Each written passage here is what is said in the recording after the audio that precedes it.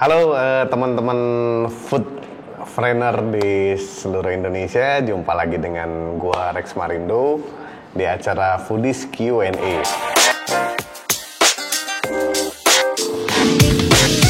Oke, kita masuk ke pertanyaan kedua nih. Pertanyaannya menarik nih, dan ini memang sering banget sih kalau kita bisnis kuliner, bisnis apa aja sih ya sebenarnya. Bagaimana cara menghandle pelanggan atau klien yang marah-marah? Wah, ini horor nih biasanya ya. Kalau yang nggak terbiasa, apalagi tiba-tiba ada pelanggan atau klien yang marah-marah gede itu, kalau misalnya terjadi itu biasanya bisa susah tidur. Apalagi kalau pelanggannya marah-marahnya. Zaman sekarang nih kalau marah-marah nih danger ya. Kalau zaman dulu enak, orang marah-marah ya paling dia telepon atau SMS. Hebat-hebatnya paling dia post di koran lah, kirim surat pembaca, tapi kan prosesnya lama ya.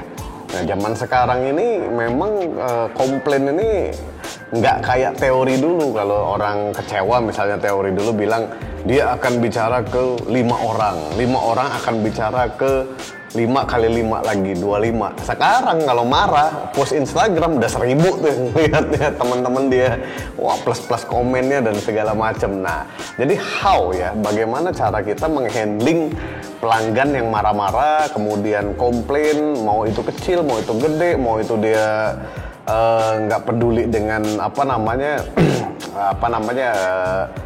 kecil atau besar dia komplainnya, pokoknya dia ngomong aja. Misalnya makanan biasanya memang keluarnya 10 menit, 5 menit belum keluar udah komplain dia. Jadi nggak salah juga sebenarnya. Tapi oke, kita balik lagi gimana cara handling komplainnya. Ya, saya kasih 5 tips ya, 5 solusi bagaimana cara kita menghandling komplain berdasarkan pengalaman yang sudah kita jalankan ya. Sehingga tujuan utamanya adalah bagaimana kita mengkonvert ya pelanggan ataupun klien yang komplain malah balik menjadi loyalis, atau bahkan malah balik membela brand kita. Karena kita memberikan treatment yang betul terhadap pelanggan tersebut, dan dia juga mungkin nggak sungkan untuk tetap balik untuk pakai produk kita ya. Oke, yang pertama yang paling penting soal komplain pelanggan ini adalah mindset ya. Jadi teman-teman, kalau punya bisnis kita harus punya service mindset ya. Artinya konsep pelanggan adalah raja itu betul ya. Jadi kita harus memposisikan diri kita, kalau misalnya pelanggan atau customer komplain, bahwa kita harus memposisikan, kita harus memindsetkan diri kita, oke, ada yang salah dengan layanan, dengan produk, ataupun dengan jasa kita. Itu dulu taruh mindsetnya. Terlepas betul atau salah, itu urusan belakangan. Dengan mindset seperti itu, kita akan review dulu, kita akan cari tahu, kemudian kita akan mulai mencari solusi-solusi untuk mensolusikan komplain yang mereka lakukan. Jadi mindsetnya jangan ditaruh, ini rese aja nih pelanggan nih, tapi sebenarnya kita belum tahu apa yang benar-benar mereka komplain. Pun akhirnya memang betul-betul mereka komplain cuman karena rese, ya no problem. Kita tetap harus kasih sikap bahwa you are the king ya, you are the pelanggan kita, dan saya akan berikan yang terbaik untuk kamu. Nah, ini mindset ini harus dibetulkan dulu. Itu yang pertama ya. Yang kedua, kita di perusahaan ya, di bisnis apapun harus punya SOP ya, standar operating procedure dalam penanganan komplain. Wajib ya, tertulis. Dan setiap karyawan, kalau misalnya teman-teman punya bisnisnya warung kopi misalnya, harus wajib tertulis punya SOP. Bagaimana kalau ada yang komplain misalnya kopinya kepahitan, atau bagaimana kalau komplain kopinya tiba-tiba asem. Nah, ini SOP ini harus ada. Jadi yang berhadapan langsung dengan konsumen itu harus tahu. Dia udah tahu step by step ketika ada yang komplain. Contoh misalnya yang berhadapan dengan konsumen, baristanya langsung. Dia dirinya di meja, kemudian ada yang datang. Wah mas, ini nggak enak banget nih, pahit banget. Nah, dia harus punya step by step ya. Jadi jangan karena dia merasa barista misalnya, atau dia juara barista nasional bahkan dunia misalnya, Dia balik marah, wah nggak mungkin, saya udah cek kok pagi-pagi, saya udah kalibrasi kok kopinya. Nggak, kamu aja ini nggak sesuai. Wah itu haram hukumnya ya. Walaupun kita punya kemampuan yang luar biasa. Ya, SOP itu harus satu-satu diikuti. Contoh misalnya tadi, ketika kopinya datang, oh oke, Mbak, Mas, maaf ya bro, sis, gua coba dulu.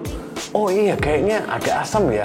Oke, coba saya buatkan lagi ya yang baru. Nah, jadi ada SOP. Ya, ingat, pelanggan itu adalah sumber pendapatan kita. Ya, sumber rezeki perusahaan. Jadi jangan pernah membuat mereka kecewa. Itu yang kedua ya. Jadi harus punya SOP yang lengkap dan detail. Oke, yang ketiga adalah harus memberi solusi yang cepat. Ya, misalnya dia komplain makanannya agak asam, cepet diambil, kemudian diberikan dulu yang baru. Itu solusi cepat. Ya, jadi jangan sampai diambil terus dicoba-coba di dapur lama banget, nggak keluar-keluar 2 jam hanya karena untuk mengetes produk. Atau bahkan ekstrim, panggil dulu orang lab misalnya untuk tes apakah benar rasanya gitu loh. Ini too much ya. Anda jangan, teman-teman jangan mengorbankan Rp30.000 untuk sepiring nasi dengan kepuasan. Ini nggak matching ya.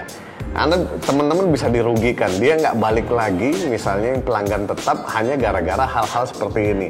Dia nggak balik lagi, dia ngomong sama temennya. Lo kehilangan omset lebih gede sebetulnya, ujungnya. Hanya untuk memastikan ganti bowlnya. Ya, itu yang ketiga. Jadi harus solusi yang cepat. Yang keempat, personal touch. Ya, jadi personal touch itu mungkin dibutuhkan kalau pelanggan yang sudah komplainnya luar biasa. Ya. Mungkin lo sebagai manajer atau business owner, lo telepon misalnya, mohon maaf, kalau ada orangnya masih di tempat, datangin langsung, mohon maaf, ajak ngobrol, wah minta maaf, kemudian berikan penggantian atau dicatat komplainnya seperti apa. Jadi kasih personal touch. Bisa jadi karena dikasih dengan personal touch ini orang lebih ke, wah gila, gue oke banget nih tempat nih, no problem lah, namanya salah-salah bikin kopi ada-ada aja lah, orang akan jadi memaafkan ya.